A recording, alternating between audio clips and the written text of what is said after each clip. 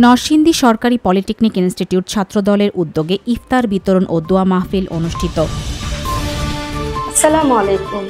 Bengal TV news room থেকে আপনাদের সাথে সংযুক্ত হয়েছি আমি মৌসুমী আক্তার সুমি। এতক্ষণ শুনছিলেন সংবাদ শিরোনাম, এখন বিস্তারিত। নরসিংদী জেলা ছাত্রদলের সভাপতি সিদ্দিকুর রহমান নাহিদ ও সাধারণ সম্পাদক মেহেদী হাসান রিফাতের নির্দেশে নরসিংদী সরকারি পলিটেকনিক ইনস্টিটিউট ছাত্রদলের উদ্যোগে গরিব, দুস্থ ও অসহায় মানুষের মাঝে ইফতার বিতরণ ও দোয়া মাহফিল অনুষ্ঠিত হয়েছে।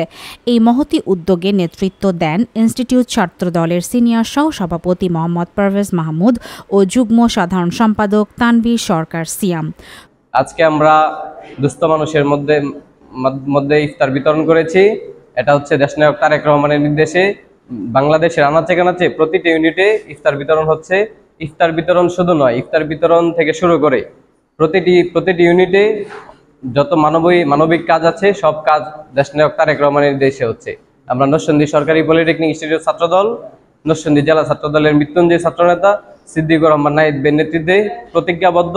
ওনার নেতৃত্বে আমরা নরসিংদী পলিটেকনিক ইনস্টিটিউটকে একটি গ্রিন ক্যাম্পাস গড়তে আমরা সাহায্য করব ইনশাল্লাহ।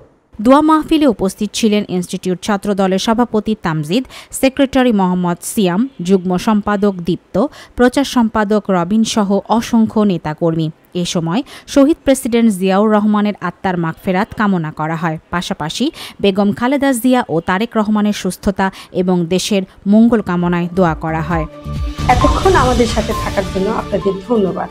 এরকম নতুন নতুন খবর পেতে আমাদের বেঙ্গল টিভির ইউটিউব চ্যানেলটি সাবস্ক্রাইব করুন ও ফেসবুক পেজটি ফলো দিন।